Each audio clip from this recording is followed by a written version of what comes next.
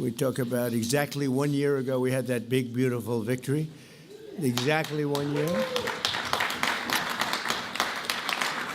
And last night it was, not expected to be a victory. It was very Democrat areas, but I don't think it was good for Republicans. I don't think it was good. I'm not sure it was good for anybody. But we had an interesting evening, and we learned a lot. And we're going to talk about that, and I'll say a few remarks, and then after that I'll ask the press to leave.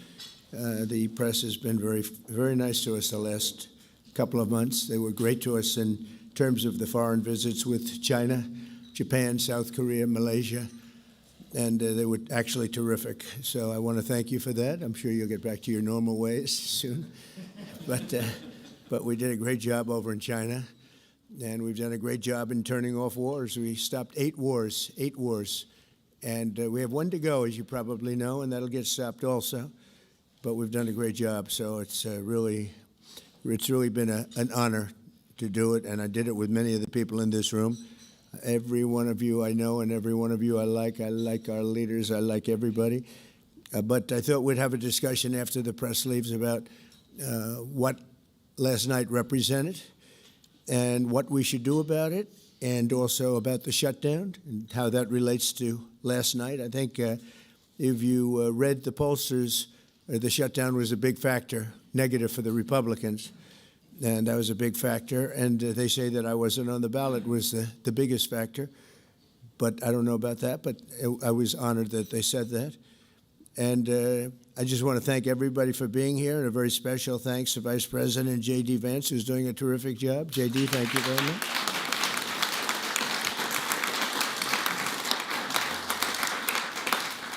As well as the Senate leadership team that has been working very hard, working really, I will tell you, nobody's working any harder representing the American people, including Senator John Thune. John, thank you. Great job.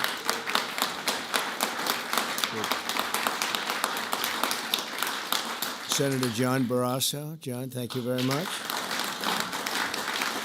Senator Tom Cotton, wherever you may be. Tom, thank you. Thank you, Tom. Thank you. Senator Shelley Moore Capito, who's been very involved. Thank you, Shelley. Senator James Lankford from one of my favorite states, 77 out of 77. I always say 77 out of 77. Reagan was 56. That was the record. We got every one of them. Thank you, James. And a fantastic friend of mine and an incredible advocate during the election a year ago, Tim Scott. Thank you, Tim.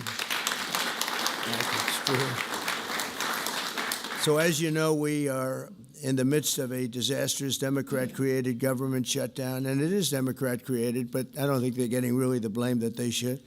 That's now officially the longest shutdown in American history.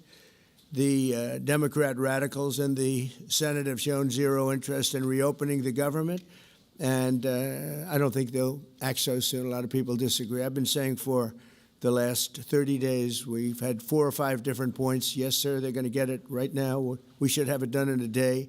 I've heard that about 4 times. I heard it after Kings. They said I was a king. And I heard it after Kings. I heard it after a couple of other moments in time. And I said, no, I don't believe so. And now I heard it's after the election. I don't believe so. I think they will. I think they're kamikaze pilots. I just got back from Japan. I talked about the kamikaze pilots. I think these guys are kamikaze. They'll take down the country if they have to. So I don't think so. Millions of Americans are going to be without SNAP benefits. And I will say about SNAP benefits, so when I was president, we had $7 billion worth, and now they have many times that, because these benefits were given to anybody that asked, and they're up to, I hear, just many times, $47 billion. So it wasn't the purpose of SNAP. It was for people that really had problems, down and out, people that really had problems. But during Biden, they gave it to anybody that wanted it. I think it's something you have to talk about because the numbers are incredible. But countless public servants are now not being paid, and the air traffic control system is under increasing strain. We must get the government back open soon, and really immediately. We have to get it up. We have the hottest economy we've ever had, and it's affecting the stock market now a little bit. But the stock market, as of Friday, has hit many record highs during the last 9 months, many. And it will again. This is just the beginning, because when these plants that are being built right now start opening up, we've never had anything like this. There's a boom. There's a construction boom right now, but that's going to be bigger than that. That's going to be an economic boom as soon as they open up, and it's going to be something special. We have car companies coming in. When I was in Japan, Toyota, Mr. Toyota, I said, "What's your name?" "Toyota." I said, "Oh, you're rich." He said, "How much of the company do you own?" 92.1%. I said, "I'm glad you said the one." He wants to be. I said, "You're a rich guy." And he said, "I'm investing $10 billion in the U.S." And you know who I'm talking about, right? You introduced me, Mr. Senator. You introduced me originally when you were the ambassador to Japan. He's still good. He's still strong. But he had no interest in investing in this country. Now he's investing $10 billion as of 1 week ago in building new plants. We have auto plants coming in incredibly, but we have AI and all of them. And we can't be extorted to give $1.5 trillion to people that came into the country illegally, many from prisons, many drug dealers. A lot of people came in from mental institutions. They want to give a lot of money to the people that came in illegally. We have to get them out. We can't, no country can sustain that. That's not like an attack on our country. In no country, these are not going to be productive people. These are going to be anti-productive people. And we can all have big hearts. I have a bigger heart than anybody, but we can't let that happen. It's time for Republicans to do what they have to do, and that's terminate the filibuster. It's the only way you can do it. And if you don't terminate the filibuster, you'll be in bad shape. We won't pass any legislation. There'll be no legislation passed for 3.25. We have 3.25 years, so that's a long time. But when they can't do an extension, and John, I think they've done an extension every single time they've ever been asked forever. This is the first time they haven't done an extension. Extensions are supposed to be easy, but if they won't do an extension, they won't do any bill, even a simple bill. And we should do our own bills. We should get out. We should do our own bills. We should open up. We should start tonight with the country's open. Congratulations. Then we should pass voter ID. We should pass no mail-in voting. We should pass all the things that we want to pass, make our elections secure and safe, because California is a disaster. Many of the states are disasters. But can you imagine when they vote almost unanimously against voter ID? All we want is voter ID. You go to a grocery store, you have to give ID. You go to a gas station, you give ID. But for voting, they want no voter ID. That's only for one reason, because they cheat. We would pass that in 15 minutes. If you don't get it, you'll never pass that. You'll never talk about mail-in ballots. Mail-in ballots make it automatically corrupt. If you have mail-in ballots, automatically it's correct. Even Jimmy Carter, they had the Carter Commission after he got out of office, and he had a group of very distinguished people, Democrats and Republicans, and they passed, they recommended things take place. It was a long time ago. And they said about mail-in ballots, if there is mail-in ballots, there will definitely be corruption, because, you know, they pass through too many hands. I mean, you go in to vote, and they want your card. Even me, I went into Palm Beach. You go in to vote, they want your card, you're this, you're that. They say, "I'm sorry to do this, sir, but I have to look at your identification." I said, "That's all right. I love that." But, you know, you're really not going to get away with much. It was very, very professional and very good, the way it's supposed to be. But these people don't want that. They have legislation in California where it's illegal to ask somebody for voter ID. If you ask somebody for voter ID, if you're an official, and you say, "I'd like to see your voter ID," they can arrest you, okay? They can arrest you because they want to cheat, and they get away with it, and the Republicans let them get away with it, and we won't do that if we have the filibuster. So we're going to talk about that a little bit, and we're going to see if we can sway, because I know we have a lot of, not a lot, I'd say half feel this way, maybe a little bit less than half, and it's time to have a really good talk. If I thought that they weren't going to pass the filibuster, I wouldn't even bring it up. They're going to pass it within the first hour. If they take power, and it's more likely that they take power if we don't do it, because we're not going to be passing any legislation. They're not going to approve anything. We're going to go 3.25 years. There won't be one bill that we're going to pass, because the easiest thing to pass is exactly right now what they won't pass. And they'll do that, and they'll wreak havoc. But let's assume they get in. They're doing it anyway, so it wouldn't matter. They're doing it anyway. And, you know, I have a case where I have great U.S. attorneys that can't be approved because of the blue slips. The blue slips, I think you should terminate blue slips, too. It's a mental termination because it's really a custom. But if you have a Democrat senator or two is bad, but it doesn't make any difference. If you have one senator writes a negative letter on some great U.S. attorney, we had it in Manhattan, Southern District, Jay Clayton, one of the most respected lawyers in the whole country, by far, one of the most respected, and couldn't get approved. The courts approved him. The courts couldn't believe it. They did it like instantly. He went to the best schools, got the best marks, top of his class. Everything was perfect. I mean, he was like led the perfect life. Went to Sullivan and Cromwell.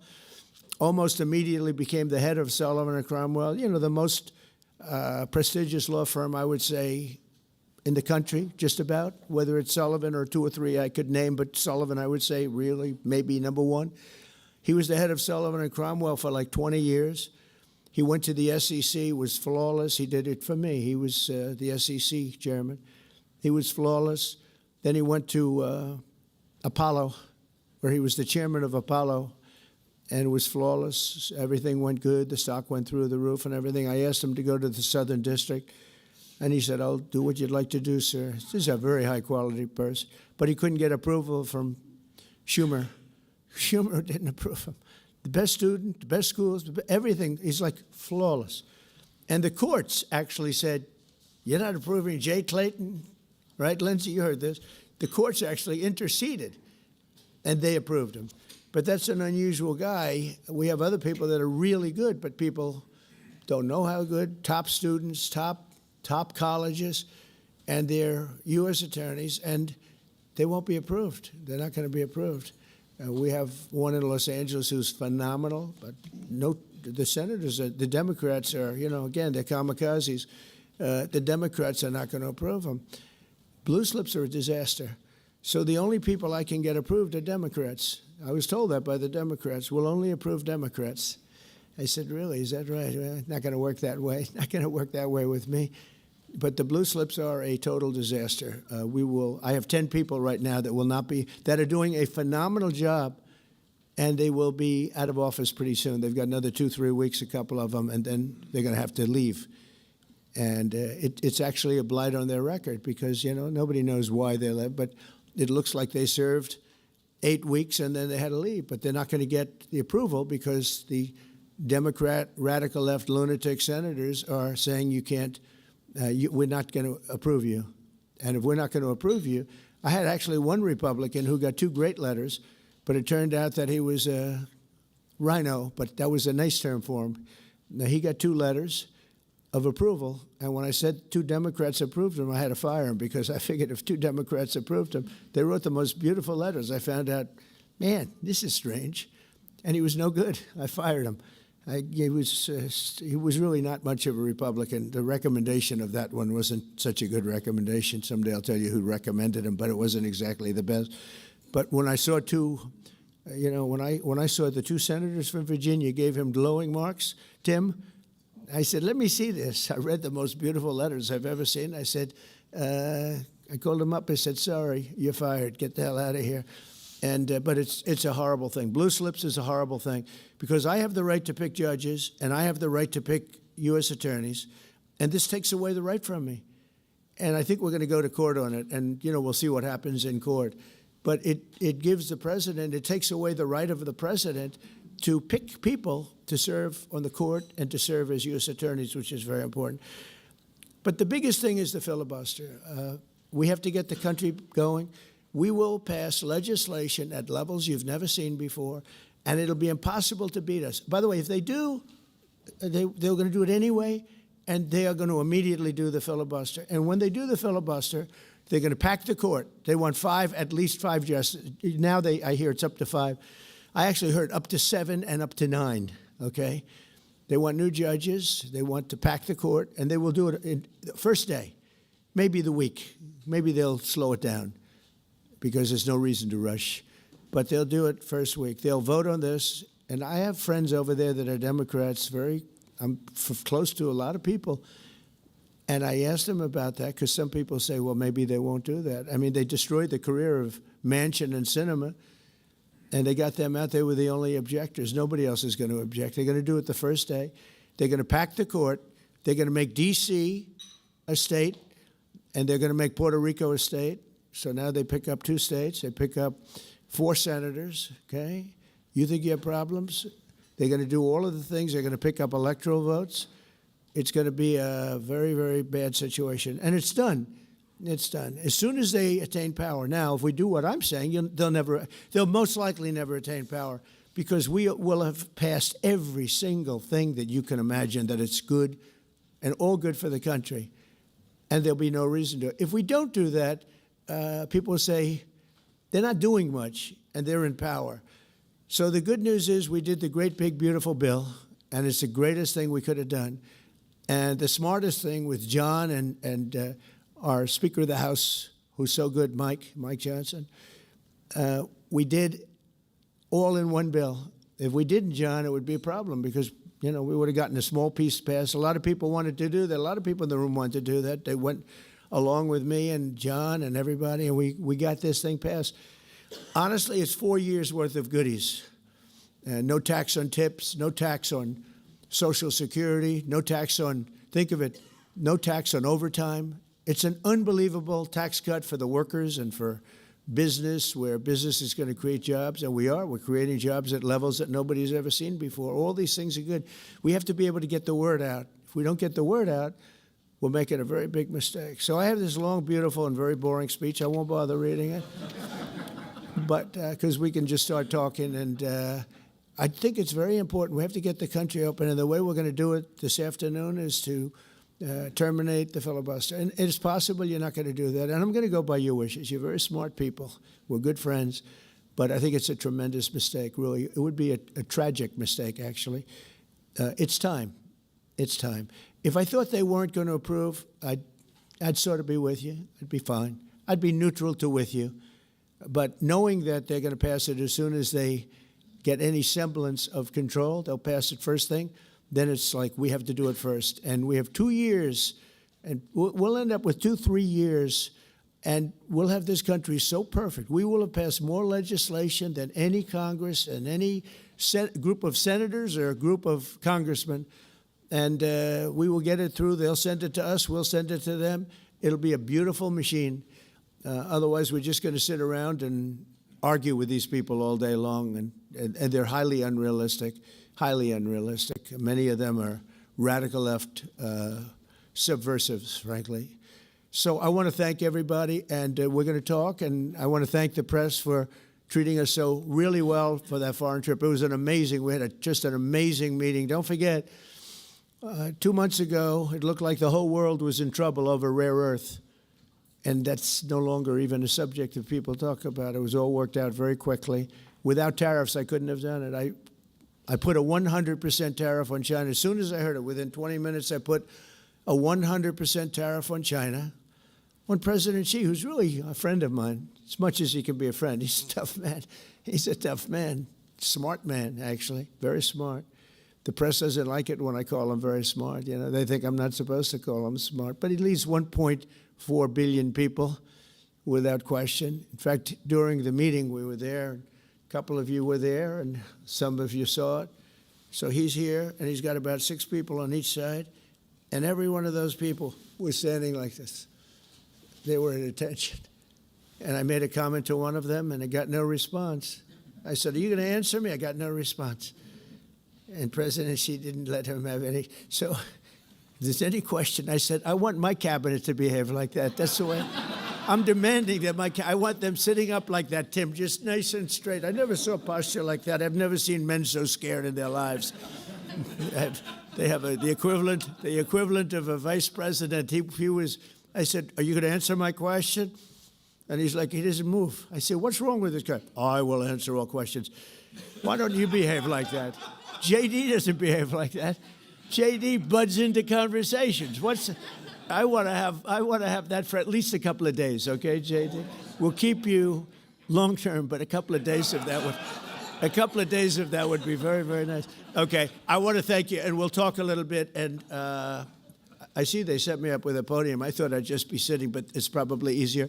I want to thank you all very much. Thank you to the press, and you can go, and we'll speak to you later. Thank you. I'm going to Miami to make a speech today at a big group, and we have a nice big crowd, and we'll see you there. A lot of you are traveling down with me. Thank you very much.